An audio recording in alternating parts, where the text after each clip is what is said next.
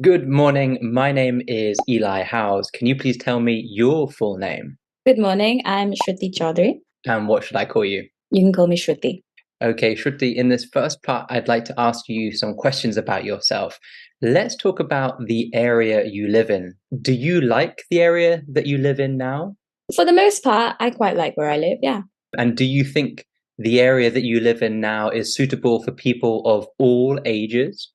Definitely. Yeah. I live in a suburb, and around me there are many families as well as young people.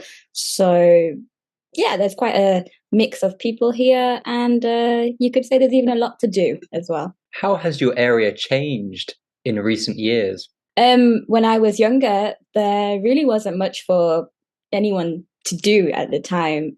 But as tastes changed, you could say, as my city, Manchester, became more of an interesting place to be in the last 15 years, I would say that it attracted a lot of people from the rest of the country. And as a result, there are a lot more, how we can say, entertainment facilities and Mm. things for young people and leisure. So, yeah, it's a lot more interesting than it used to be. Where do you like to go to in your area? Personally, I like to visit the theatre, specifically the theatre, because there's quite a lot of discounts for young people or people of different backgrounds and needs, and it's a good way for my friends and I to do something when we're bored without spending too much money. So yeah, I quite enjoy that.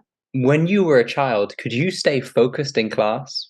Yes, I guess for the most part I could stay concentrated, but I think I was quite easily distracted when it came to humor. If someone made a particularly funny joke or if someone was acting out a little bit, that would distract me. But I was quite a goody two shoes when I was a child, so I tried my best. And what do you do nowadays to help you concentrate? I think as an adult, you have a different kind of accountability when it comes to staying focused and keeping concentration.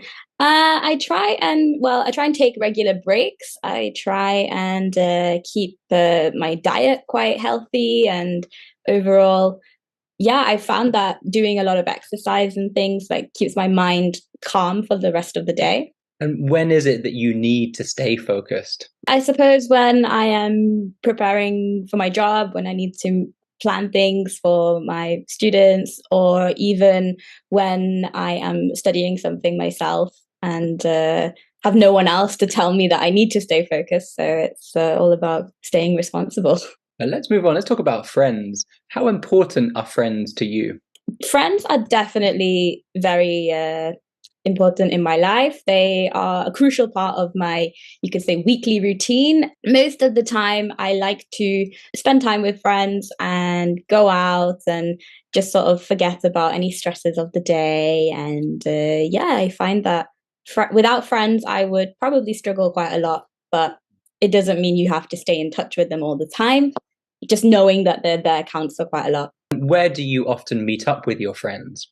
Usually at their houses, or if it's not too rainy outside, we will meet in the city centre and figure out what we're going to do. But yeah, it's always good to just relax and de-stress at someone's house and not think about too much. What kind of activities, apart from de-stressing at somebody's house, would you usually do with friends? So most of my friends are from my dancing days. So we used to go for social dancing quite a lot, which I recommend to anyone as a way to spend time with people again without spending too much money. And yeah, it's a good way to meet new people as well. Let's move on. Let's talk about days off. Do you usually spend your days off with your parents or friends? A little bit of both. I like to spend some time with my dad because otherwise he probably wouldn't get out the house. Other, but otherwise I will go and see my friend, just catch up with them, and yeah, sometimes my brother as well. And when was the last time you had a full day off? Yesterday. Yesterday it was Sunday. So generally speaking, my Sundays aren't super busy. And actually, given that it's the summer, my weekend students are taking it extra easy and choosing not to take classes at this moment. So yeah, so I'm enjoying that. And what would you like to do if you had a day off tomorrow? I would probably want to just go to a cafe and treat myself to a pastry and an overpriced coffee because for me, that's the essence of a day off when you're doing something frivolous like that. Let's move on. Let's talk about keeping healthy. How do you keep healthy? I try and just make sure I eat enough vegetables and fruits during the day. That's not something that would have come naturally to me when I was younger, but as I've grown older, it's definitely something I keep an eye on. And otherwise, I will probably go and do some exercise, but I'm not one to get 10,000 steps in during a day. That's not me. Do you have a favorite sport? I do aerial arts, so like that includes aerial hoop, where the hoop is suspended from the air. I will also do pole and silks and anything that requires me to make pretty shapes. Do you have any advice on keeping healthy for youngsters? Well, thing with youngsters is that usually they have a lot more energy. So I would say don't waste that energy by just sitting and watching TV, because that's what I used to do quite a lot. And in some ways, I do regret it, but it is hard with the pressures of being young these days. At the same time, it's just, I think, find something you like to do. Even if you're not good at it, just find something that makes you feel like you've had a good time and just stick to it. Let's talk about favorite days. Which day is your favorite day of the week? Probably Friday, because I get to interact with my students, but then I also get to look forward to the weekend at the same time. So it's the best of both worlds for me. Do you have a least favorite day of the week? I'm lucky enough to say no, I don't have a least favorite day of the week because I'm quite in control of my own schedule, but I understand why other people don't enjoy Mondays. That's definitely a harsh, a bit of a dose of harsh reality after a nice weekend of relaxing for a lot of people. So yeah, I'll go for Mondays out of solidarity. Are there any activities that you do every day? Nothing is coming to mind right now, but yeah, I think I'm quite boring. I probably just browse the internet for an excessive amount of time every day, especially when you are sat in front of a computer for a long time. It gets easy to just sort of see what's happening on social media. That's probably not a great daily habit to have, but it's definitely something that's part of my life. Let's talk about art. Do you like art? Yeah, I think I appreciate art in most of its forms, that's for sure. I like to at least have the opportunity to explore different types of art and go and see different things that are happening in my area. And I'm always up for accompanying a friend or member of my family who wants to do something arty. Yeah, I keep an open mind on these things. Would you ever want to be an artist yourself? Given that being an artist has quite an open and loose definition, I would say yes, especially if it's something that I could make a living from. But I think in our society, it's not such a straightforward thing to be an artist and live off that. In terms of your preferences, do you think you prefer more modern or traditional art? I usually enjoy traditional art. I quite like seeing how art has changed over the years, over the centuries, and like seeing art in different historical contexts as well is quite interesting for me. So whenever I go to London, I quite enjoy going to different art galleries and losing myself there from time to time. Okay, we're going to move on. We're going to go to part 2. And in this part, I'm going to give you a topic and I'd like you to talk about it for 1 to 2 minutes. Before you talk, you'll have 1 minute to think about what you're going to say, and you can make some notes if you wish. Do you understand? All right, remember you have 1 to 2 minutes for this, so don't worry if I stop you. I'll tell you when the time is up. Can you start speaking now, please? So one of the best decisions I made in my life was to start taking Spanish classes. It was quite a low commitment, low pressure goal of mine. I just thought it was something worth doing with my time because I have an interest in languages as it is.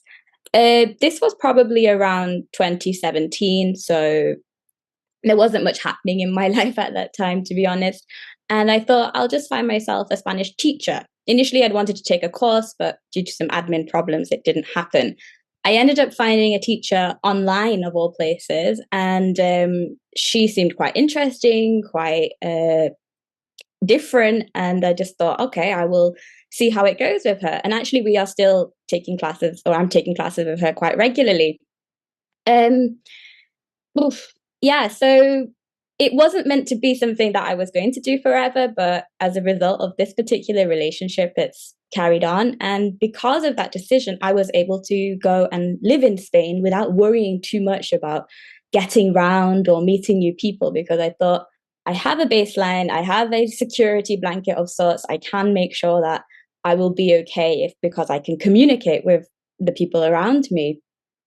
Um, it was a positive change in my life because it opened up so many doors for me. I can confidently speak to Spanish speakers in my own city if I meet them, and it's a great way to connect with different people. And if I hadn't made a choice like that, then I would have cut myself off from groups of people that are around me. And Thank you. yeah, And would you recommend to other people to make a similar change in their life and learn a language? absolutely, especially when you do it without putting any kind of external pressure on yourself and you just do it for you. It's really worth putting in that investment. So, we've been talking about a positive change you made in your life, and I'd like to discuss with you one or two more general questions related to this. Let's consider, first of all, big events in people's lives. So, I guess one big event in somebody's life is their 18th birthday. What kind of other big events are there in people's lives? For a lot of the people around me, I think graduating from secondary school and going into university is a pretty big deal. It's something that I remember collectively working towards with a lot of people. And similarly, leaving university, if that's what they ended up doing, that was also quite a big event for a lot of people. But apart from academic events, I think life events that happen for a lot of people include getting married or even having children. So yeah, I think big events can be what you make of them. In your culture, how do people celebrate big events in their lives? Is it with parties or with music or? Definitely. So I'm lucky to identify with two cultures. I have my family's culture, my family background, which is Indian, and then obviously I was born and brought up in England. So there is an overlap when it comes to weddings and birthdays. There's always an excuse to have a big party, a big celebration. And I think the bonus of coming from an Indian background is that the food is really good at these events. So I'm always present. Do you think it's important to celebrate special events like marriages or birthdays or graduation? But for me personally, it's down to the individual who's at the center of the particular event. If they want to be celebrated or if they are particularly proud of something that's happened in their life, then I'm all for it. I will support anyone who wants to, just enjoy a moment in their life for whatever reason. At the same time, though, if it's something that's just a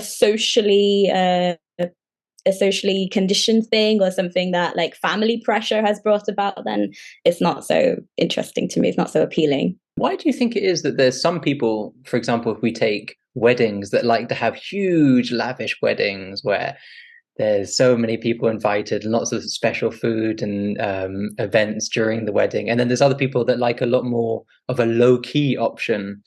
Why do you think there's that difference in when it comes to celebrating special events? This for me is definitely down to a mix of personal preference and social expectation.